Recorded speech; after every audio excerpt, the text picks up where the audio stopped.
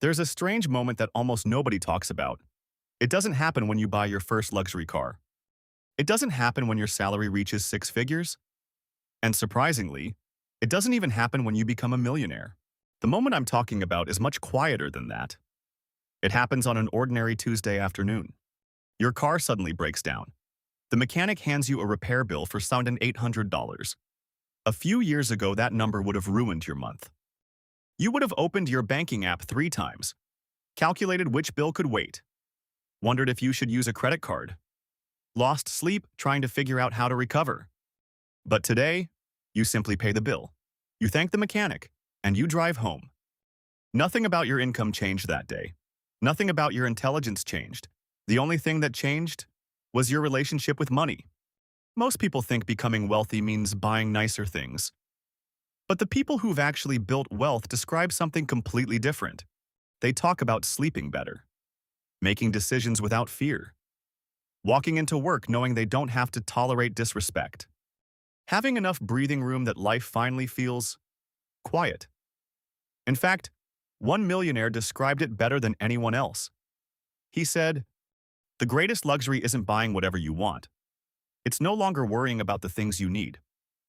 That single sentence reveals something most personal finance advice completely misses. Money doesn't just change your bank account, it changes your mind. And if you've ever felt like you're working harder every year but somehow never feel more secure, the next few minutes may completely change the way you think about wealth. Because there are 3 quiet moments that almost everyone experiences on the road to financial freedom.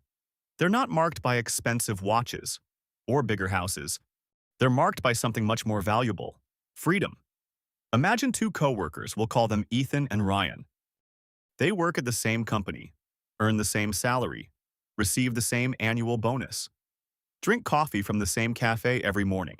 If you looked at their paychecks, you'd think they lived identical lives. But they don't. One afternoon, both of their cars break down. Same repair shop, same mechanic, same bill, $1,800. Ryan stares at the estimate.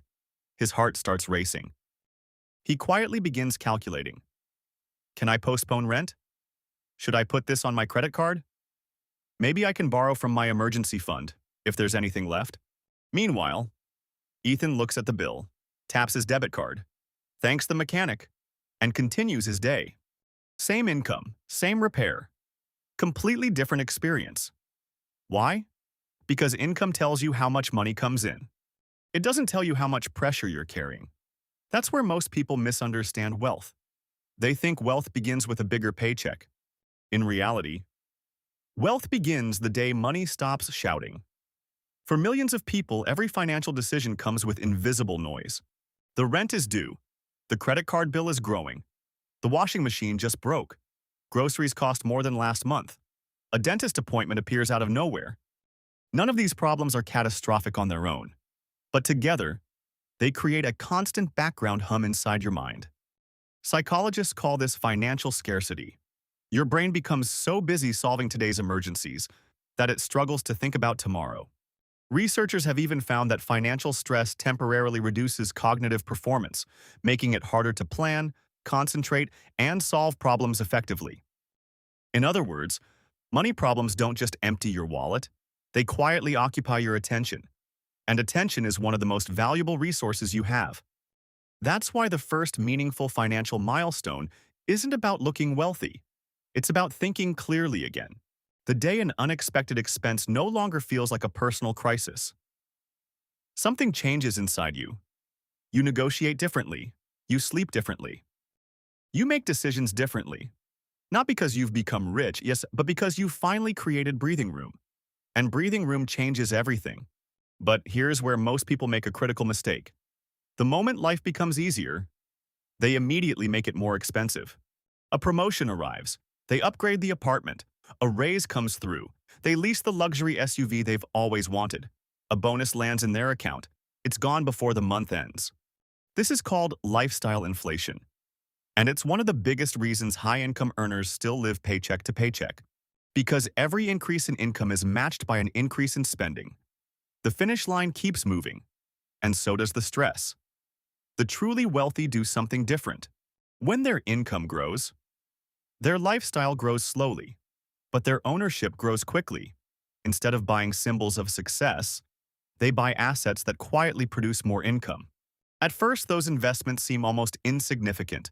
A few shares of an index fund, retirement contributions, a brokerage account growing a little each month. Nothing exciting. Nothing worth posting online.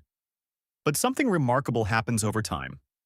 One day, your investments earn more in a month than you contributed yourself. For the first time, your money starts working while you're sleeping. And that's the moment many people describe as life-changing. Not because they suddenly became rich, but because they realized they were no longer working alone. Their money had become a second employee. That realization changes something much deeper than your finances. It changes the way you see time. Think about it. Most people spend the majority of their lives selling hours. 8 hours today. 40 hours this week. Thousands of hours every year. Money arrives only because time leaves. For most of our lives, that's simply the agreement we accept. Work first, live later.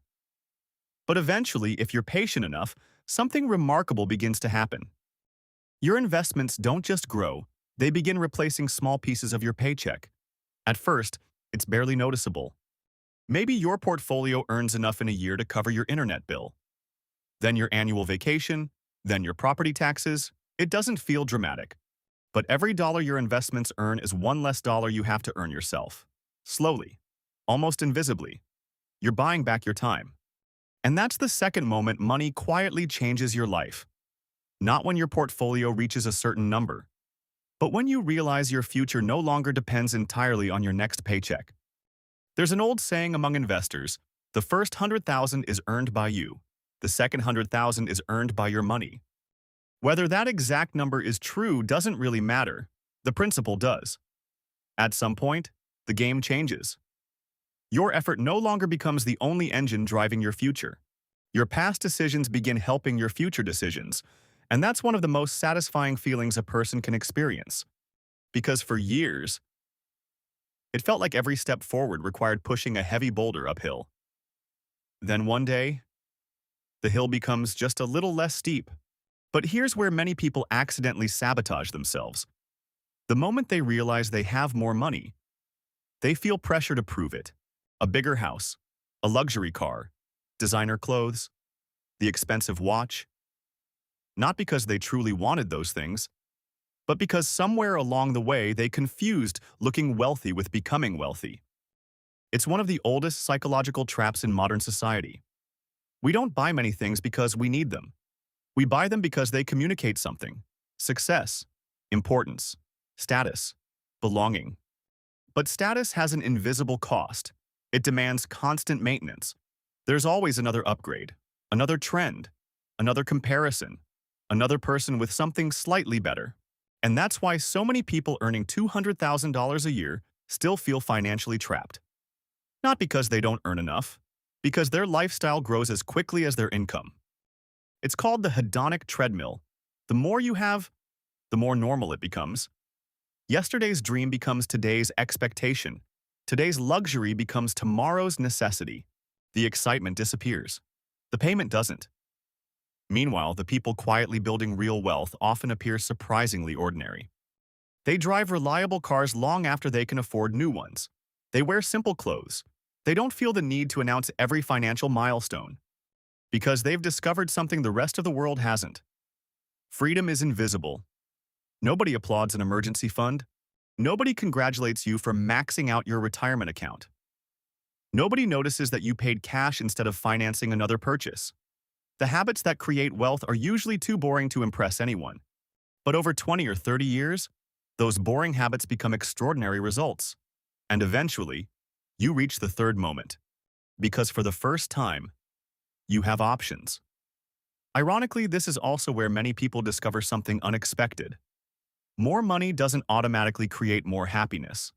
It simply removes many of the fears that used to occupy your mind. And once those fears disappear, a different question appears. What do I actually want my life to look like? Money can't answer that question. It never could. That's why you'll find people worth millions who are still unhappy.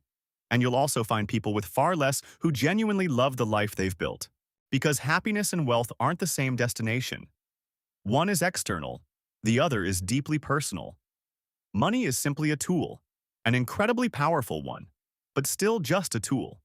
It can buy comfort, it can buy choices, it can buy time, but it cannot decide what you should do with that time. Only you can. And perhaps that's the greatest lesson money ever teaches.